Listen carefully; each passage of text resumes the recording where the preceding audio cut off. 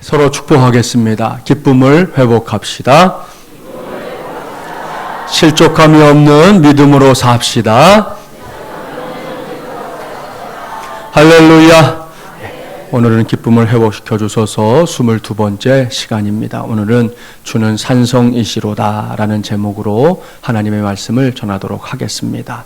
어제 새벽에 열렸던 온가족 새벽기도의 시간에도 잠시 언급을 했었지만 지난 주간 내내 우리가 살고 있는 삶의 자리가 그야말로 너무 요란스러워서 정신을 차리기가 참 어려웠습니다. 그 이유는 우리가 속해 있는 대한민국이, 우리의 조국이 지금 갖은 몸살을 다 앓고 있기 때문입니다. 그 중에 으뜸은 메르스, 그러니까 중동 호흡기 증후군이라는 전염병으로 인한 공포와 두려움입니다.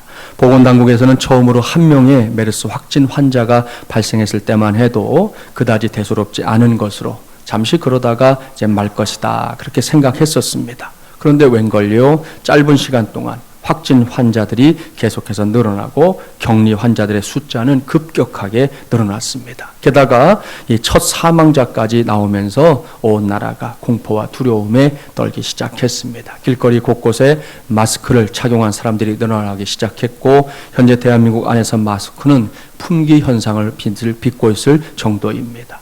많은 학교들이 현재 휴교령을 내린 상태이고 학원가 역시 찬바람이 쌩쌩 불고 있는 중입니다. 시도 때도 없이 붐비던 놀이공원에는 놀러오는 사람들의 발걸음이 뚝 끊어졌고요. 한류의 영향으로 우리나라를 찾아오던 관광객들 역시 예약을 취소하는 일들이 이어지고 있습니다. 그뿐이 아닙니다. 보건당국의 대처가 미흡하다고 여기저기서 목소리가 높아지고 있고요. 인터넷과 SNS를 통해서는 정확하지 않은 정보들이 마치 사실인 양 일파만파 확산되고 있는 중입니다. 여러분도 아마 들어보셨을 거예요. 지난 주 중에 코 밑에다가 바셀린을 바르면 메르스에 걸리지 않는다 라는 정보가 사람들을 혹하게 만들었지만 결국에는 루머였다는 거 말입니다. 참으로 답답한 노릇입니다. 번번이 이런 유형의 일들이 있을 때마다 그렇지 않아도 정신이 없는 사람들을 더 정신없게 만드는 진짜 정신없는 것들이 이 대한민국에 있으니 답답할 노릇이에요. 아무튼 메르스와 관련해서 우리는 마음을 다잡아야 되겠습니다. 이름만 되면 여러분도 다 아는 소위 국민의사로 불리는 분이 인터뷰하는 것을 제가 직접 봤습니다. 언론이나 사람들이 자꾸 메르스 하니까 이게 뭔가 엄청난 질병인 것처럼 생각하는 기이한 현상이 우리 사회에서 지금 일어나고 있다는 겁니다. 물론 조심해야 합니다. 그러나 지나친 두려움이 더 큰 문제가 된다는 것입니다. 그분이 말하더라고요.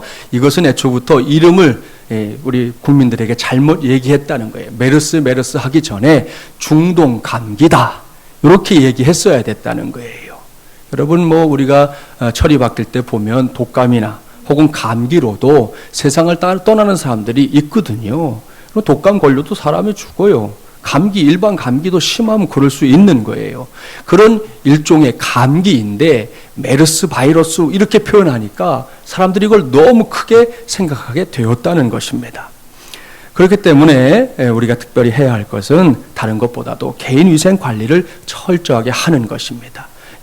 공기를 통해 이게 전파가 되냐 마냐 논란이 많지만 그분이 정확하게 얘기하더라고요. 이 메르스 바이러스는 무게가 공중을 타고 다닐 수 없는 무게라는 거예요. 그러니까 땅에 떨어질 수밖에 없는 거니까 호흡을 통해서 이게 번질 걸 염려하는 그것은 정말 말도 안 되는 일이고 우스꽝스러운 이야기라는 거예요. 그러니까 그런 걱정하기보다는 집에 들어가거나 밖에서도 손을 자주 그것도 구석구석 잘 씻으면 됩니다. 그리고 개인적으로는 컨디션을 좋은 상태로 유지하려고 좀 노력하셔야 되고요. 혹 기침이나 재채기를 하는 경우에는 일반적으로 예의를 위해서도 그렇지만 수건이나 혹은 휴지에 대고 하는 것이 서로에게 좋고요. 필요하다면 마스크를 착용하는 것도 방법입니다. 이런 수칙들을 개인적으로 혹은 가정에서 잘 지키면 더 고민할 게 없다는 거지요. 이것 때문에 우리가 염려할 일이 아니라는 것입니다. 그런데도 지금 사람들이 너무 많이 그러니까 우리 장로님 가정에 따님이 학교 선생님이신데 학교가 휴교를 했다는 거예요. 어제 새벽에 제가 들었는데. 근데 휴교한 이유가 뭐냐? 그 학교 뒤에 아파트가 있는데 거기에 어르신 한 분이 혈압 때문에 쓰러지셨어요. 그래갖고 앰뷸런스가 와야 되잖아요. 어르신을 모시고 가려고 앰뷸런스가 왔다가 갔는데 부모들이 그때부터 학교에다 막 전화를 해대기 시작하는 거예요. 이거 메르스 아니냐? 우리 학교도 휴교해야 된다. 너무 빗발쳐서 휴교했대요. 여러분 이게 뭐예요? 어쩌다가 이렇게 되는 거냔 말이죠. 지금 말도 안 되는 일들이 계속 벌어지고 있는 거예요. 제가 아침에 들었어요. 가까운 여기 초등학교 아이 하나가 뭐 아마 좀 감기 기운이 있어서 이렇게 학교를 잠시 조퇴하게 됐나 보죠. 요 놈이 장난을 쳤어요. 자기가 메르스인 것 같다. 이게 또 막 퍼져갖고 하루 종일 그 학교에 불이 나가지고 전화가. 그 다음날 이게 잘못된 정보였습니다. 모든 학부모들에게 또다시 문자가 오고 이런 일들이 지금 계속 벌어지고 있다는 것이죠. 하여튼 이런 시대이기 때문에 하나님을 아버지로 예수 그리스도를 구세주로 믿고 섬기는 저와 여러분은 이러한 시대의 한복판에서도 반드시 함께 해야 할 것이 있습니다. 그것은 하나님의 말씀 앞에 진지하게 서는 것입니다. 그리고 이 말씀 속에서 이 시대를, 이런 시대를 어떻게 살아가야 할지를 함께 찾아내는 것, 그것이 우리에게 필요하다는 말씀입니다. 이를 위해 하나님께서 오늘 우리에게 허락하신 말씀은 시편 9편입니다. 이제부터 이 말씀을 살펴보려고 하는데요. 오늘은 본문 말씀에 대한 이해도를 좀 더 높이기 위해서 1절 앞에 있는 표제부터 자세히 살피고 넘어가도록 하겠습니다. 표제의 내용이 뭡니까? 다윗의 시 인도자를 따라 뭇라뱀에 맞춘 노래라고 되어 있습니다. 아직 개역 성경, 이전 성경을 사용하고 있는 성도들은 여기서 영장으로라는 단어를 보게 될 텐데요. 영장은 오늘날로 말하면 찬양대 지휘자를 가리킵니다. 그래서 영어 성경을 보면 The Director of Music이라고 표현하고 있습니다. 음악 감독 혹은 음악을 지도하는 사람을 가리키는 겁니다. 이런 의미 때문에 개역 개정으로 성경을 다시금 번역하면서 이 영장을 인도자라고 번역해 놓은 것입니다. 다음으로 뭇라뱀이라는 말은 죽음을 뜻하는 뭇과 아들이라는 뜻의 벤, 그리고 사람의 이름으로 추정되는 라베, 이 합성어입니다. 이렇게 풀어볼 수 있는 거죠. 인도자를 따라 뭇라뱀에 맞춘 노래라는 것은 라베 아들의 죽음에 대해 찬양대 지휘자가 부른 노래, 그런 뜻입니다. 이에 대해 유대인 주석가들도 랍이 죽었다는 소식을 듣고 지은 노래다라고 직접 주석하고 있습니다. 그렇다면 여기서 이 랍의 아들의 죽음은 어떤 사건을 가리키는 것일까요? 성경에서 랍이라는 사람을 찾아보면 그가 누구인지 알 수가 없습니다. 그래서 많은 주석가들이 이 사건을 어린 다윗이, 오늘 이 시편이 다윗의 시편이잖아요. 다윗이 이 블레셋의 거인 장수였던 골리앗을 물리쳤던 사건으로 추측하고 있습니다. 이것이 뭐 100% 정확한 것은 아니지만 본문 말씀을 그렇게 해석해도 큰 무리가 없을 것입니다. 그래서 이제부터는 그런 관점에서 이 말씀을 살펴보려고 합니다. 먼저 1절부터 3절까지의 말씀 함께 봉독해 볼까요? 1절부터 3절입니다. 내가 전심으로 여호와께 감사하오며 주의 모든 기이한 일들을 전하리이다. 내가 주를 기뻐하고 즐거워하며 지존하신 주의 이름을 찬송하리니 내 원수들이 물러갈 때에 주 앞에서 넘어져 망함이니이다. 아멘. 할렐루야. 사랑하는 마지못이란 가족 여러분, 우리는 여기서 다윗이 하나님의 은혜와 능력을 마음껏 찬양하는 것을 볼 수 있습니다. 그 이유는 금방 짐작할 수 있을 겁니다. 어린 다윗과 골리앗의 싸움은 성경을 모르는 사람들도 다 아는 역사적인 사건 가운데 하나입니다. 사무엘상 17장 전체를 뜨겁게 달구는 다윗과 골리앗의 싸움은 철저하게 하나님의 은혜와 능력을 통해 이룬 승리였습니다. 당시 골리앗의 위용은 실로 대단한 것이었습니다. 사무엘상 17장 4절부터 7절까지의 말씀에 골리앗에 대한 정보들이 기록되어 있는데 오늘날의 단위로 환산을 해보면요, 골리앗의 위용은 입을 다물지 못할 정도입니다. 우선 키 약 2m 83cm 정도로 추정이 됩니다. 갑옷만 57.5kg. 또 창자루에서 이 창 빼낸 창날의 무게가 성경에 기록되어 있는데 약 7kg입니다. 이 정도로 거대한, 아니 거인 용사가 중무장을 하고 이스라엘 백성들 앞에서 호령하고 있는 겁니다. 야 이놈들아, 누구든지 한번 나와봐라. 하나님의 백성이라고 하는 너희 가운데 나를 대적해서 싸울 놈이 있다면 아무나 나와봐라. 나랑 한판 붙어보자. 아나무인격으로 이렇게 호령하고 있는 골리앗의 위용 앞에서 온 이스라엘 군사들이 벌벌벌벌 떨었습니다. 심지어 당시의 왕 사울왕마저도 골리앗의 고함 소리에 놀라서 크게 두려워했다라고 사무엘상 17장 11절이 기록하고 있을 정도입니다. 이렇게 막막하고 두려운 상황에서 너도 나도 쥐구멍으로 숨어서 숨까지 죽이고 있는 그런 가운데 용감하게 골리앗의 도전에 맞선 사람이 있었습니다. 그가 바로 소년 다윗입니다.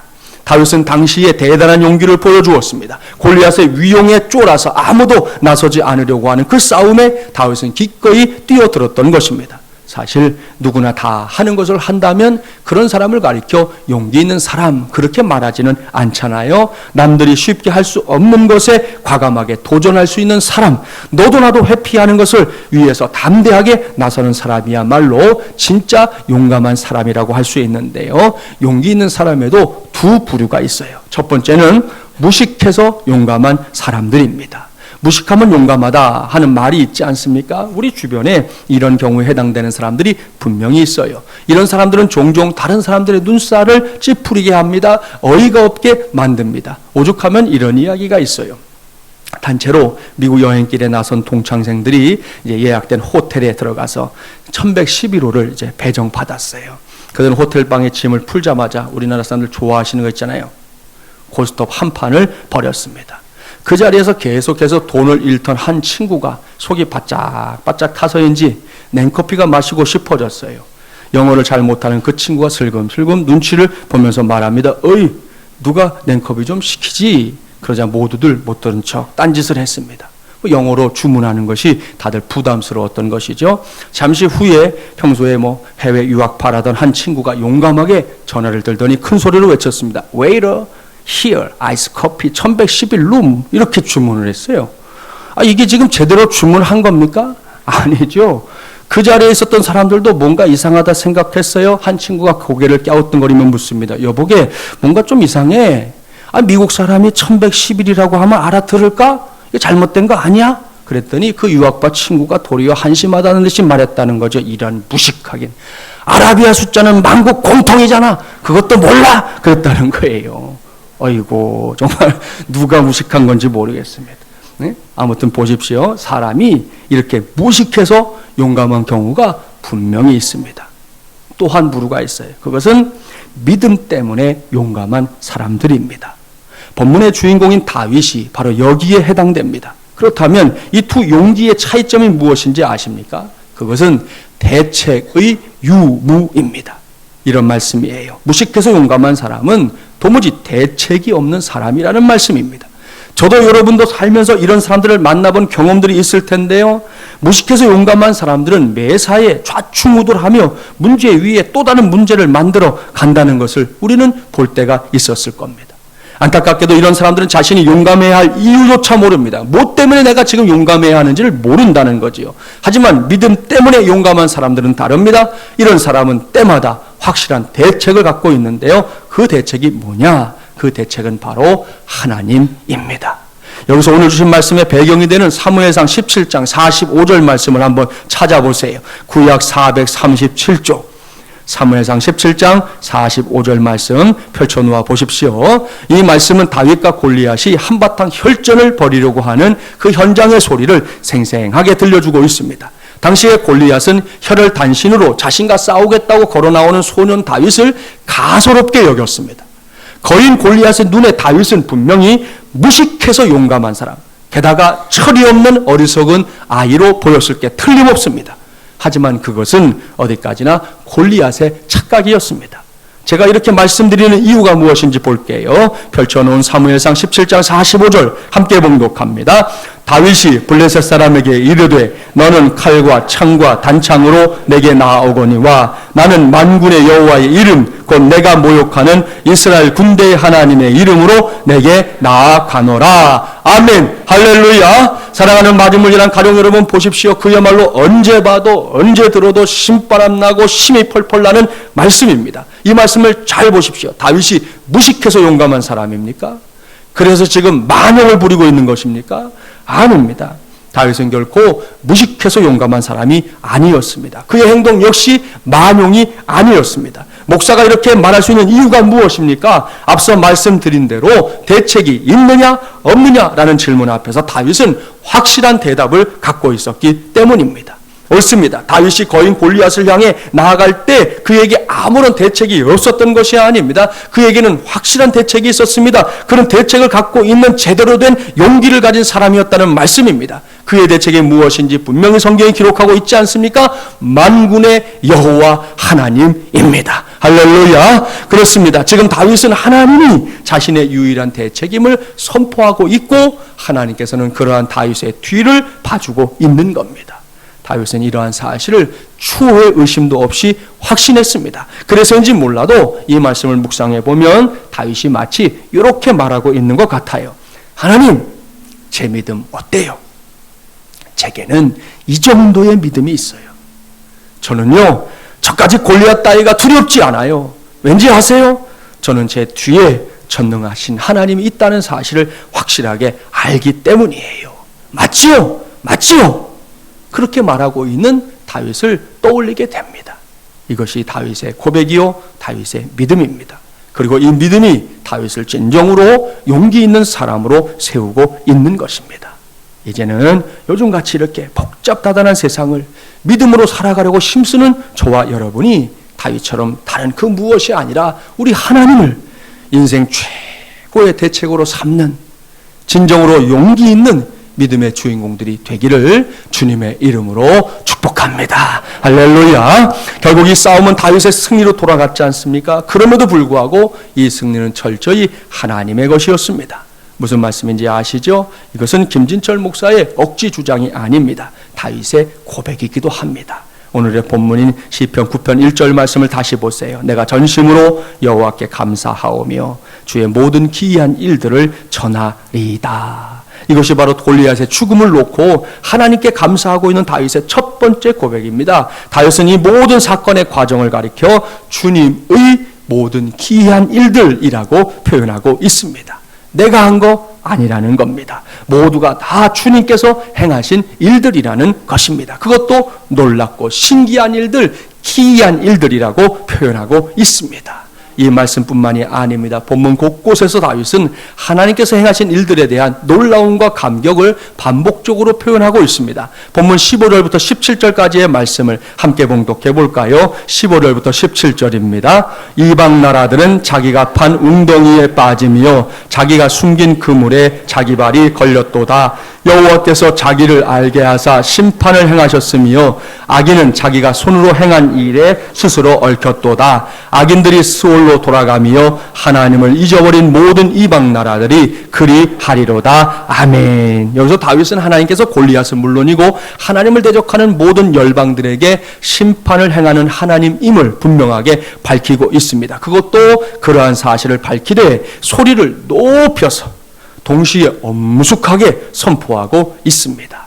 16절 끝에 괄호로 표기된 히가yon, 셀라가 바로 그런 의미입니다. 이 두 단어는 쉽게 말하면 음악 용어예요. 찬양대가 악보에서 볼 수 있는 음악 용어인데 그 중에서 셀라는 우리가 시편에서 자주 보는 단어 아닙니까? 이것은 일종의 추임새 같은 것인데 구체적인 의미는 뭐냐? 소리를 높여 부름 혹은 높은 음으로 연주함 이런 뜻이에요. 그러니까 여성어로 말하면 소프라노처럼 고음을 내라는 것입니다. 남성어로 말하면 테너처럼 고음을 내라는 것입니다.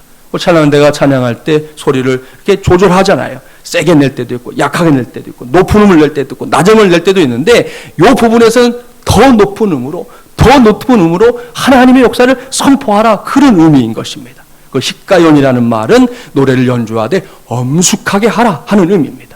이런 의미를 생각해 보면서 15절부터 17절까지의 말씀을 다시금 봐보세요. 골리앗과 열방을 향한 하나님의 심판이 자꾸만 높은 톤으로 온 세상을 향해 선포되고 있는 모습을 확인할 수 있습니다.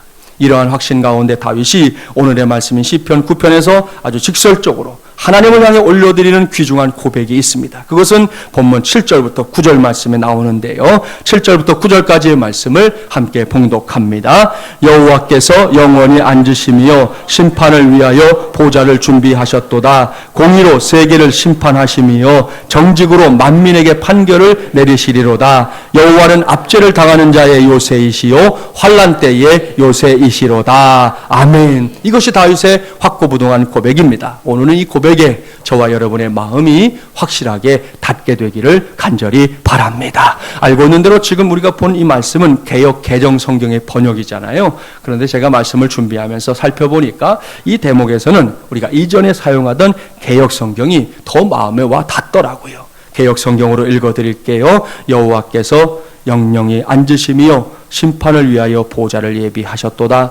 공의로 세계를 심판하심이요 정직으로 만민에게 판단을 행하시리로다. 여호와는 또 압제를 당하는 자의 산성이시요 환난 때의 산성이시로다. 아멘. 성경 번역을 하는 분들이 나름 고민을 많이 했겠지만 이 말씀은 분명히 지금의 번역보다 이전의 번역이 더 낫습니다. 특별히 이 대목이 그렇습니다. 여호와는 또 압제를 당하는 자의 산성이시요 환난 때의 산성이시로다. 아멘.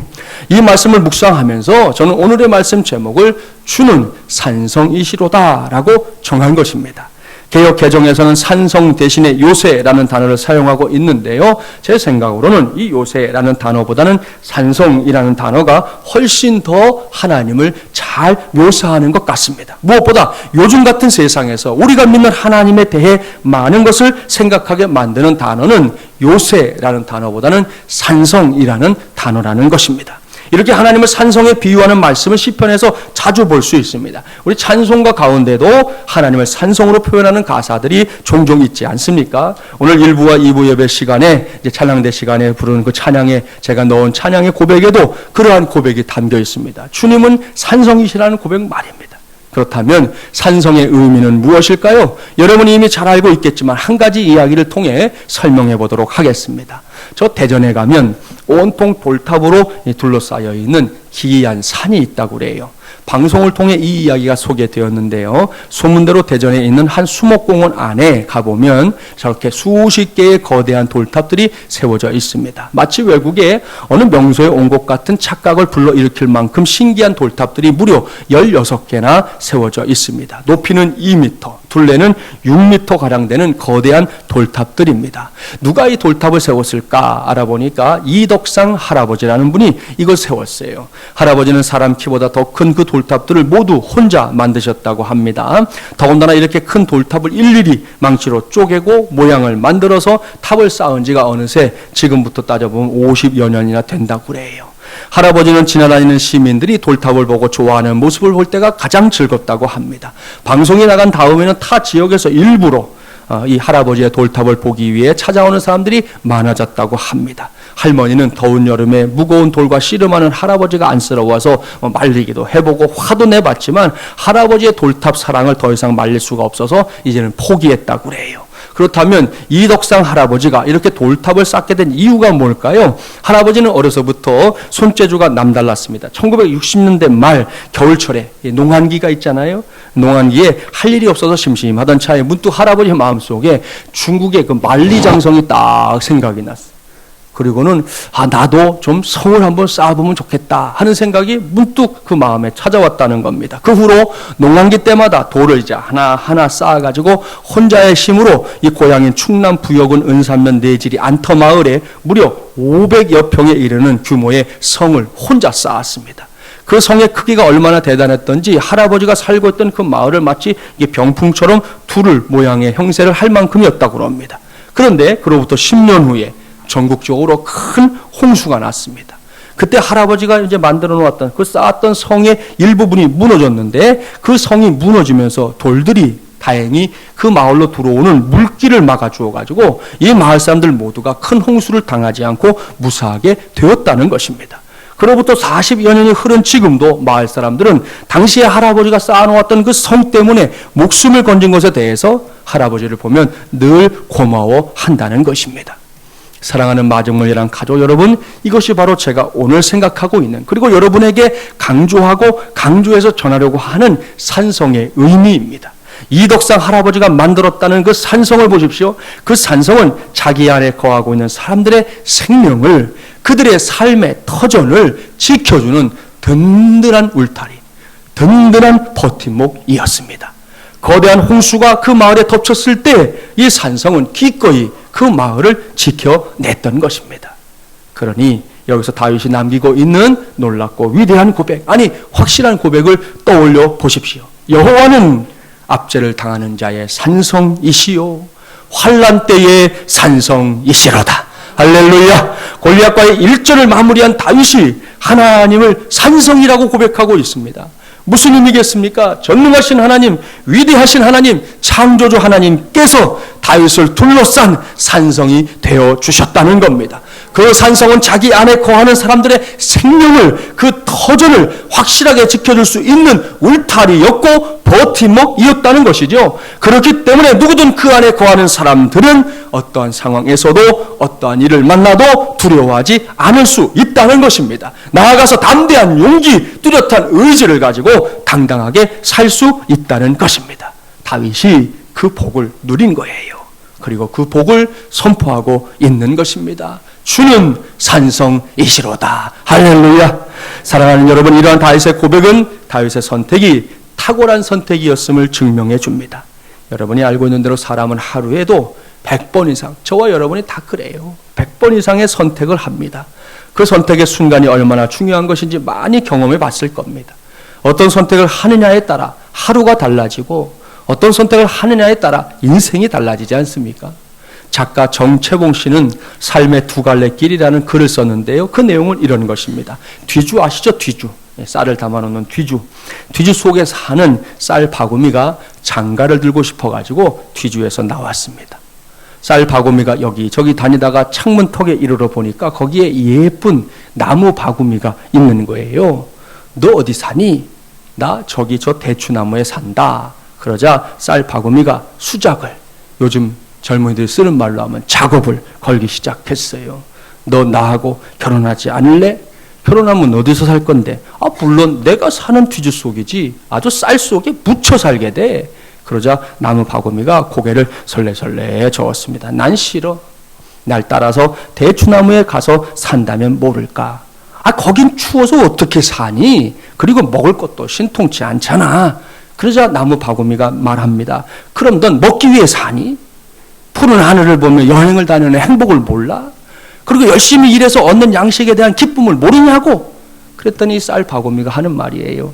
답답한 바구미로구만. 왜 힘들게 여행을 다녀? 일해서 얻은 양식은 또 뭐야? 무진장 쌓여있다니까 그래. 이렇게 말하는 쌀 바구미를 물끄러미 바라보던 나무 바구미는 대꾸도 없이 창을 넘어서 사라졌습니다. 쌀 바구미는 할 수 없이 다시 집 안으로 돌아왔습니다. 그리고 옷장 속에 들어가서 옷장 안에 있는 것 중에 좀이라는 놈 있죠? 좀. 예. 좀이란 놈이 아니군요. 여기 전 여자겠네. 하여튼 좀한테 장난을 들었습니다. 그런데 그날 밤에 사건이 벌어졌어요. 집주인이 옷장에 약을 뿌리는 바람에 쌀 바구미의 신방은 그만 영안실이 되고 말았다 하는 그런 이야기입니다. 여기서 작가는 선택의 중요성을 강조합니다. 삶을 위한 선택을 할 것이냐, 죽음을 위한 선택을 할 것이냐, 승리의 선택을 할 것이냐, 패배의 선택을 할 것이냐, 가치 있는 것을 선택할 것이냐, 무가치한 것을 선택할 것이냐, 기타 등등의 선택의 기로를 만나게 되는 것이 인생이라는 것이죠. 그러한 순간마다 저와 여러분 역시 다윗처럼 탁월한 선택을 할 수 있기를 바랍니다. 그것은 다름 아닌 하나님을 선택하는 것입니다. 주는 산성이시로다. 주는 요새이시로다. 이 고백이야말로 다윗이 자신의 전생애를 걸고 가장 귀중한 선택을 해냈다는 증거입니다. 이러한 확신에 찬 선택이 결국은 거인 골리앗을 물리쳐내는 능력의 근원이 되었던 것입니다. 이제는 우리 차례입니다. 오늘 메르스에 관한 이야기로 말씀을 시작했는데요. 어디 메르스뿐이겠습니까? 지금 우리가 사는 세상을 힘겹게 만들고 두렵게 만드는 것들이 참 많습니다. 아니, 널려 있습니다. 거인 골리앗과 같은 문제들도 곳곳에서 고개를 쳐들고 있는 형국입니다. 그러니 하나님의 자녀된 저와 여러분은 어떻게 살아야 되겠습니까? 사랑하는 마중물이랑 가족 여러분, 오늘 이 시간에 다윗처럼 탁월한 선택을 해내는 하나님의 사람들이 되기를 바랍니다. 그리고 그러한 선택을 했다면 당부합니다. 부하내동하지 마십시오. 속을 달달 볶지도 마십시오. 눈앞에 골리앗이 보입니까? 골리앗이 저와 여러분을 지금 조롱하고 있습니까? 우습게 여기고 있습니까? 여러분, 그러라고 하십시오. 걔는 무식해서 용감한 거잖아요. 걔는 그렇게 뭘 알지 못하고 조롱하는 게 사명이에요. 지 사명대로 살게 두라고요. 하지만 우리는 다릅니다. 하나님을 대책으로 선택했기 때문에 좌불안석일 필요가 없는 겁니다. 하나님을 대책으로 선택했기 때문에 담대할 수 있는 겁니다.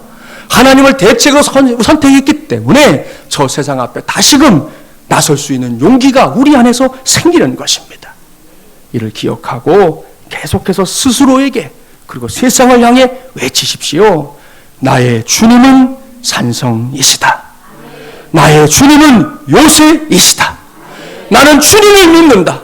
확실히 믿는다. 할렐루야. 다윗의 이러한 외침에 확실하게 응답하신 하나님께서 2015년도를 살아가고 있는 저와 여러분에게도 다윗에게 응답하신 것과 똑같이 응답하실 줄 믿습니다. 그 믿음으로 마지못해서가 아니라 용감하게 저 바깥 세상을 향해 걸음을 떼는, 잃어버렸던 기쁨까지 회복한 걸음으로 세상을 향해 나아가는 저와 여러분, 우리 교회 공동체가 되기를 주님의 이름으로 간절히 축원합니다. 기도합시다. 전능하시고 자비로우신 하나님 아버지, 2015년의 한복판에 우리가 서 있습니다. 지난 주간도 그러나 이 땅에서 들려오는 소식들은 흉흉한 소식들, 두려운 소식들, 많은 사람들을 움츠러들게 만드는 소식들 투성입니다. 하나님, 그 가운데 살아가고 있는 하나님의 사람들, 우리 마중물이라는 가족들이 오늘도 주의 전을 향해 나올 때에 어떤 생각을 가지고 나왔는지 모르겠습니다. 하나님, 분명한 것은 이런 시대에도 불구하고 우리는 말씀을 붙잡고 살아야 한다는 사실입니다. 하나님, 이런 것 저런 것 때문에 두려워 떨고 염려 걱정 근심에 사로잡히기 전에 하나님의 말씀을 붙잡을 수 있는 우리 모두가 되게 하여 주시옵소서. 다윗은 거인 골리앗을 쳐내는 그 삶의 자리를 통해서 분명하게 확신하게 되었습니다. 주님은 나의 산성이시로다. 주님은 나의 요새이시로다. 저가 발견했던 이 위대한 믿음의 진리를 이제 우리 마중을계란 가족들이 무장하는 믿음의 진리로 삼게 하여 주시옵소서. 확실히 믿게 하여 주옵소서. 진정으로 믿게 하여 주옵소서. 우리의 영혼을 다해 믿게 하여 주시옵소서. 그래서 대책 있는 인생답게, 하나님을 선택한 인생답게 살 수 있는 우리 마중물연한 가족들이 다 되게 하여 주시옵소서. 당장 세상을 향해 걸음을 떼면 또 다른 골리앗들이 우리를 향해 조롱하고 우리를 우습게 여길지도 모릅니다. 신경 쓰지 않게 하시고, 하나님 아버지, 그것이 중요한 것이 아님을 깨닫게 하시고, 우리 하나님을 바라보는 우리의 시선만큼은 흐트러지지 않게 하여 주시옵시고, 주님과 함께 주의 손 붙잡고 주님이 앞장서 주시는 그 길을 향해 걸음을 떼는 우리 모두 되게 하셔서 전국에는 승리가 우리의 몫이 되게 하여 주시옵소서. 예수님의 이름으로 기도하옵나이다. 아멘.